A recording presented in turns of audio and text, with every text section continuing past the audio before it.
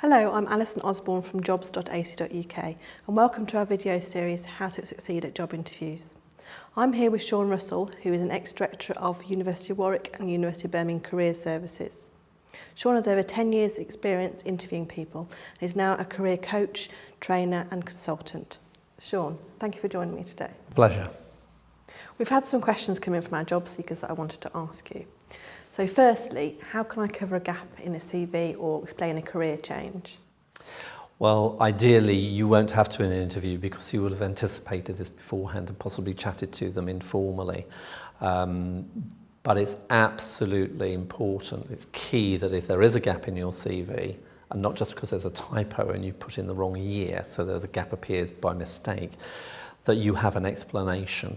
And that ranges from everything, whether it's travelling the world, which particularly is an issue for new graduates who've taken a year off, bring out the positives, saying that it's maternity leave, but not being defensive about it.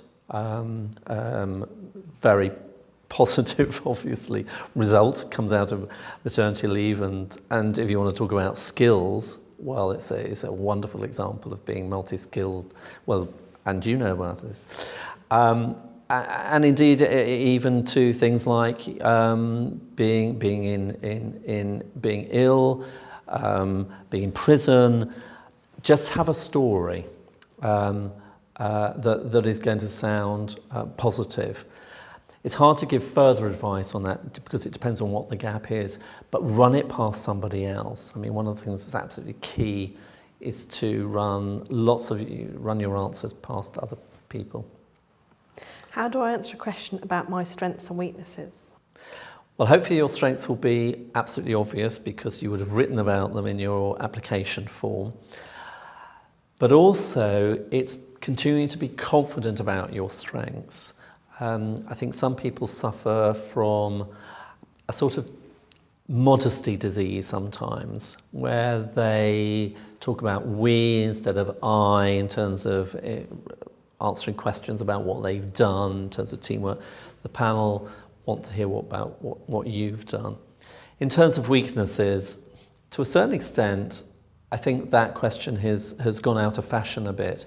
But if you're asked about your weaknesses, the key thing is to come out with something which can clearly be improved, or it might even be you don't have weaknesses as such, because it's quite a strong word.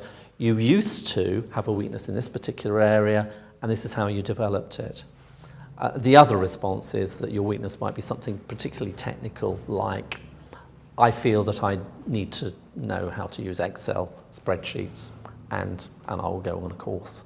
But the key thing is to come out with an idea about how you're going to improve or fill that gap. Do you have any specific advice for academic interviews? Well, yes, I mean, much of what I've said applies to all interviews, but particularly with academic interviews, the tone is going to be slightly different in terms of being challenged on what you say, on what you feel about your subject, and indeed on your research.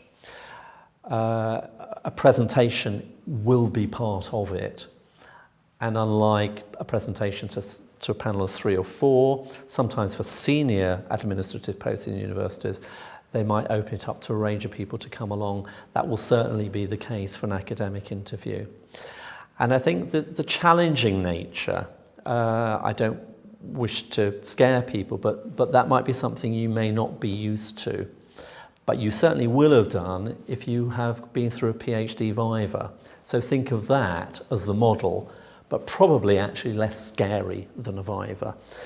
And otherwise, particularly if you're applying to a UK job from a different country or different educational background, just check out the way that the university you are applying for conduct themselves in terms of academic interviews. What should you say when you're asked about your future plans? Yes, this tends to take the form of where do you see yourself in 5 years' time? And it's really difficult to answer.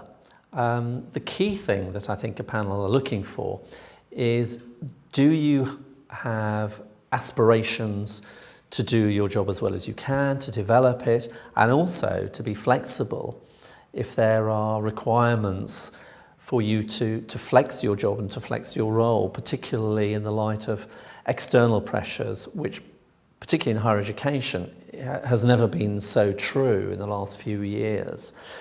What they don't want is somebody who is going to start a job and just do the letter of the job spec or the bare minimum.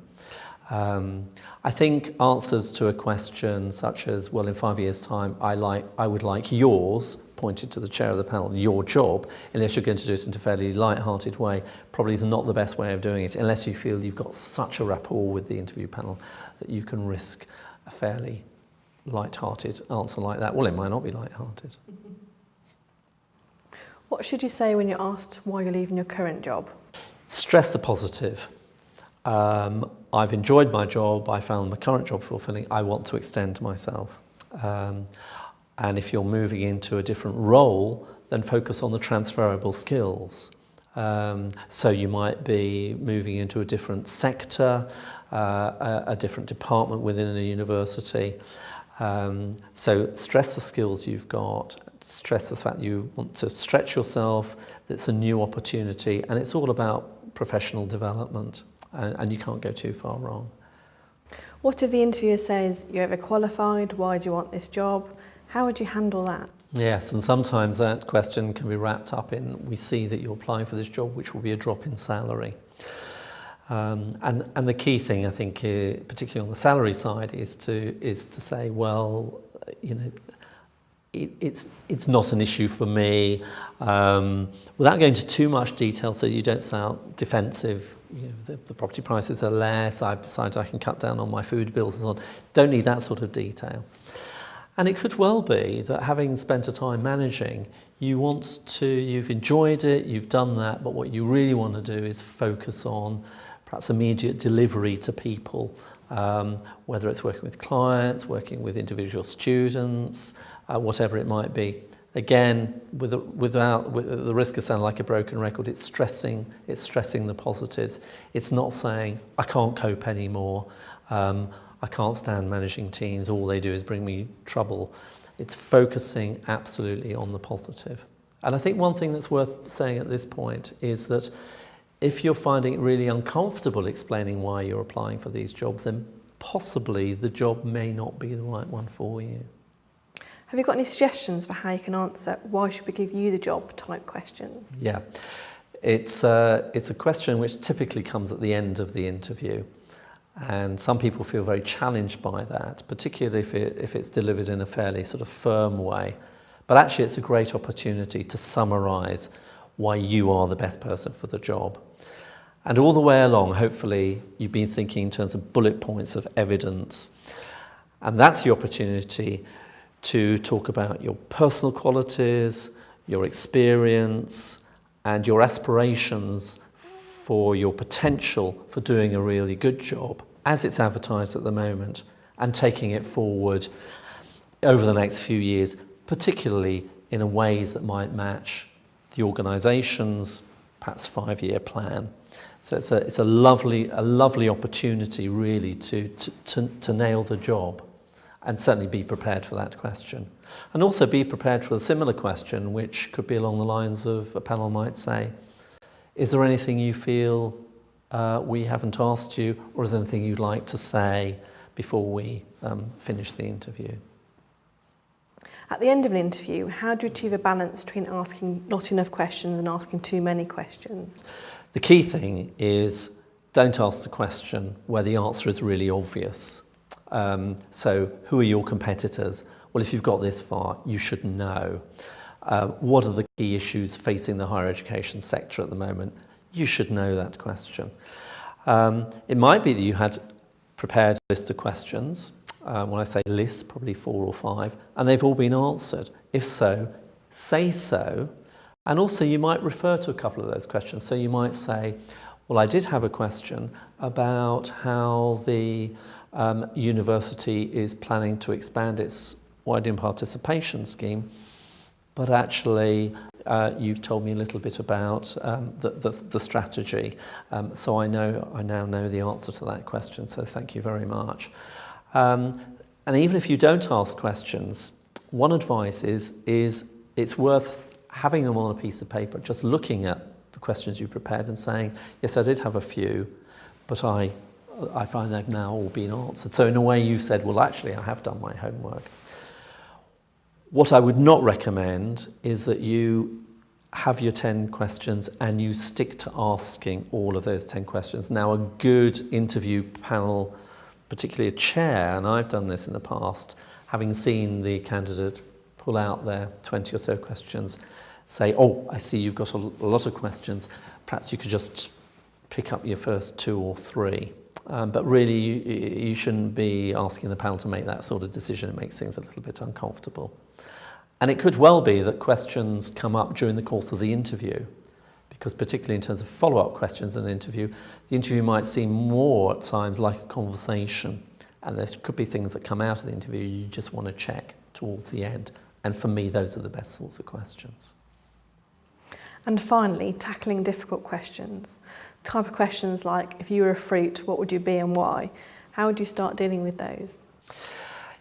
Thankfully, the trend for asking those sort of questions outside industries such as advertising, PR, I think even some law and finance companies used to ask those questions, where the answer was irrelevant. It's how you dealt with something really, really unusual. If you are asked those questions, which I think is hugely unlikely, particularly in the higher education sector, I wouldn't get too panicky about it, and you might take a moment or two to think about it, and you might come out with an answer to the fruit question, saying, well, I'd be a banana because then obviously I'd be appealing. Well, thank you very much for your time, Sean. Not at all. Absolute pleasure. Thanks very much indeed. You can see more videos, careers advice, blogs, case studies and much more on our website www.jobs.ac.uk.